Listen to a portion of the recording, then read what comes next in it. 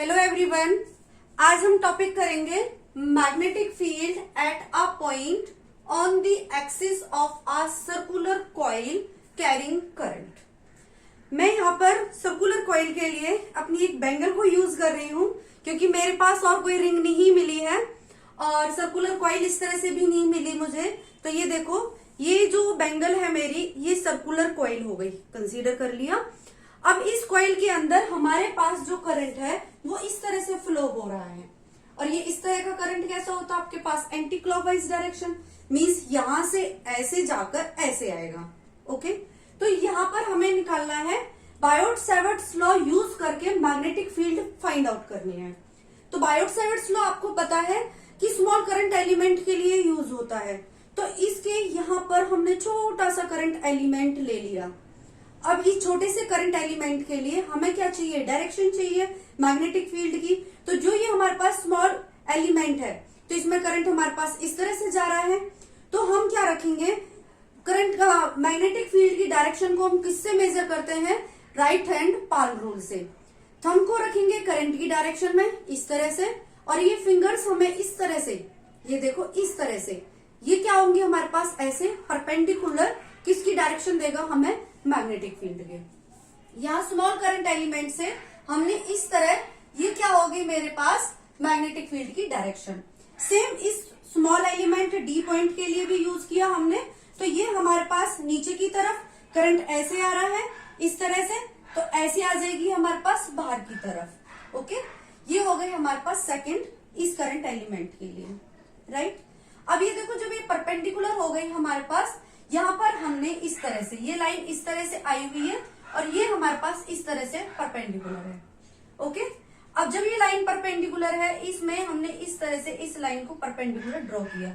यह हमारे पास ये एक्सिस है, ये एक्सिस यहाँ इस पॉइंट के लिए परपेंडिकुलर हो गई, ये यहाँ पे परपेंडिकुलर हो गई, ये इस पर परपेंडिकुलर होगी। जितना एंगल यहाँ पर होगा उतना ही एंगल यहाँ पर होगा, सेम हेयर।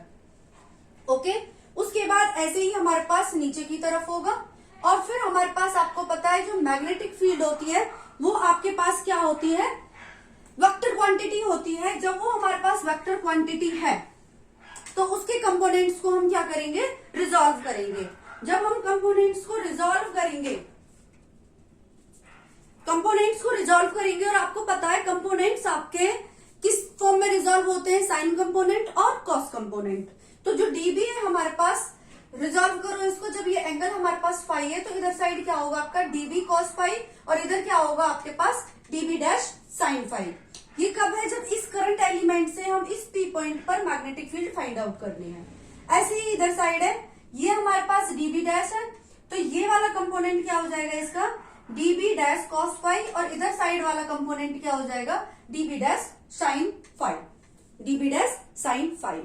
ये आपको पता है, जब हम डीबी फाइंड आउट करेंगे बायोट-सैवर्ट्स लॉ से, DB is equal to mu naught I sine theta upon में 4 पाई आर स्क्वायर, और थीटा क्या है यहाँ पर हमारे पास 90 डिग्री, और फिर साइन 90 की वैल्यू क्या होती है आपके पास 1, तो क्या आ जाएगा म्यू नॉट आई अपॉन में 4 पाई आर स्क्वायर। अब यहाँ पर आर कितनी है हमारे पास, देखो ये हमारे पास इस रिंग की क्या है, रेडियस है, ये एक्स डिस्टेंस है, ये एंगल आपका 90 डिग्री हो गया। तो पाइथागोरस थ्योरम से ये हमारे पास क्या आ जाएगी, ये आर क्या बन जाएगी हमारे पास, under root a square plus x square. तो यहाँ पे हम पुट करेंगे, ये वैल्यू आ जाएगी हमारे पास ए स्क्वायर प्लस एक्स स्क्वायर। ये मिली हमें डीबी की वैल्यू। अब इसी तरह से हमारे पास नीचे की वाली डीबी डैश भी तो हमारे पास यही होगी सेम, ये भी क्या होगी हमारे पास सेम होगी। तो यहां से हमारे पास क्या मिला कि जो डीबी डैश कॉस फाई और डीबी साइन फाई ये इक्वल और अपोजिट है, तो कॉस वाले कंपोनेंट क्या हो जाएंगे आपके पास, कैंसिल आउट। किसके अलावा आपके पास मैग्नेटिक फील्ड निकलेगी, साइन कंपोनेंट के अलावा। तो टोटल मैग्नेटिक फील्ड क्या आ गई हमारे पास, डीबी, टोटल के लिए हम क्या करेंगे, b is equal to dB sine phi, dB sine phi. अब इसका हम क्या करें, इंटीग्रेशन, डीबी की वैल्यू पुट कर दो, म्यू नॉट आई अपॉन में 4 pi a square plus x square into में sine phi mu naught I dl, sorry यहाँ पे आपके पास डीएल रह गया था, यहाँ पे भी आपका डीएल आएगा और यहाँ पे भी डीएल होगा। अब हमारे पास म्यू नॉट आई अपॉन में 4 pi a square plus x square, sine phi भी हमारे पास आउटसाइड होगा, अंदर क्या हो जाएगा डीएल। डीएल का इंटीग्रेशन क्या होगा, हमारे पास लेंथ होगी इसकी रिंग की, सर्कमफ्रेंस, सर्कमफ्रेंस क्या होती है आपके पास 2 पाई ए होगी, तो इसके प्लेस पे हम क्या लिखेंगे यहाँ पर 2 पाई ए। ओके, अब रह गए आपके पास साइन फाइव। साइन फाइव क्या होगा यहाँ पर हमारे पास, साइन फाइव क्या होगा, साइन क्या होता है आपके पास बताइए, याद कीजिए क्या होता है, परपेंडिकुलर अपॉन हाइपोटेन्यूज। परपेंडिकुलर क्या है ए, हाइपोटेन्यूज हो गई ये हमारे पास, तो यहां से मिल गई ए upon under root a square plus x square. तो साइन फाइव की हम वैल्यू पुट कर देंगे, मैं इसको यहां से इरेज कर देती हूं।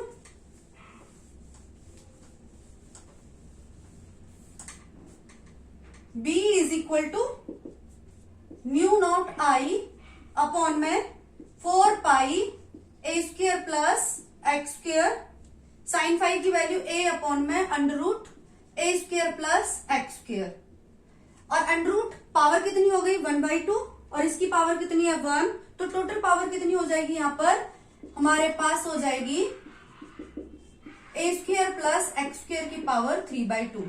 अब क्या रह गया यहाँ पर 2 पाई ए, 2 पाई ए, तो ये 2 पाई से हमारे पास ये कैंसिल हो गया 2 टाइम्स, तो यहाँ पे मिलेगा हमारे पास 2 और यहाँ आ जाएगा आपका ए। ये आ गई आपके पास मैग्नेटिक फील्ड। अब यहाँ पर हम लेंगे केसेस, स्पेशल केसेस जैसे लेते आए हैं कि जो हमारे पास एक्स है, एक्स है और ए है हमारे पास, यदि एक्स हमारे पास 0 हो जाती है, सेंटर के लिए हो गई, तो एक्स 0 हो जाती है फर्स्ट केस के लिए, एक्स 0 है तो मैग्नेटिक फील्ड क्या होगी B is equal to mu naught I A upon में 2, ये 0 हो गई, a की पावर 2 3/2, ये कैंसिल होकर ये मिला आपका mu naught I A upon में 2a क्यूब, ये कैंसिल 1 टाइम, तो ये हो जाएगा म्यू नॉट आई अपॉन में 2a स्क्वायर, क्या मिलेगा ये 2a स्क्वायर, सॉरी ये 1 मिनट हमारे पास क्या कमी रह गई, ये a स्क्वायर था, ये a क्यूब मिला, और ये हमारे पास इधर a था, ये भी a था, तो ये हो गया a स्क्वायर, और ये है आपका a स्क्वायर, तो यहाँ पे ओनली 2a आएगा। ये वही आ गई हमारे पास जो हमने कॉइल के लिए की थी सेंटर के लिए। ओके, ये आ गई हमारे पास magnetic field at the centre, जब x की वैल्यू क्या हो गई हमारे पास 0। अब क्या केस है हमारे पास, जो x है, सेकंड केस ले लेते हैं कि जो x है वो ग्रेटर a हो जाए, तो कि ये जो x डिस्टेंस वाला जो P पॉइंट है वो काफी दूर तक हो जाए, तो उसके कंपैरिजन में जो ये a है हमारे पास वो क्या हो जाएगी, बहुत स्मॉल हो जाएगी, तो अब की बार हम a को नेग्लेक्ट कर देंगे, तो क्या होगा a को नेग्लेक्ट कर दें यहां से, तो ये आ जाएगा आपके पास, a को नेग्लेक्ट करना है तो एक्स स्क्वायर बचेगा, ये कैंसिल हो जाएगा। अब क्या होगा हमारे पास, देखिए करिए सॉल्व एक बार, आप लोग करके देखिए क्या आया हमारे पास, एक्स क्यूब बन जाएगा, तो ये मिलेगा हमें mu naught I A square upon में 2x क्यूब, ये मिल गया हमें।